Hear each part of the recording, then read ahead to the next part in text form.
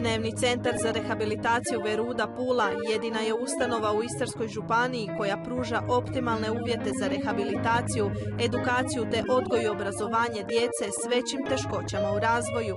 Zamislite, ovdje imamo djece koje ne mogu uopće govoriti, kako im je teško kad ne mogu reći da su žedni ili gladni. No uz pomoć asistivne tehnologije koju u centru nemaju i koja bi ovim mališanima zamijenila kariku koja im nedostaje, i to se može promijeniti. Stolice, kompjutere, komunikator.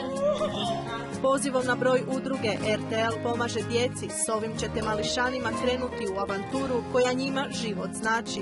Izva čekam na sve dođe.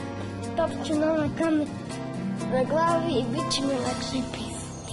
Novom opremom i sofisticiranim pomagalima ovaj bi centar postao prvi službeni kabinet za asistivnu terapiju i rehabilitaciju u Hrvatskoj, a ovoj bi se djeci život promijenio iz temelja. Djeca će putem ove asistivne tehnologije moći bolje čitati, pisati. Oni koji ne govore napokon će moći govoriti i komunicirati. A sve to omogućit ćete im vi.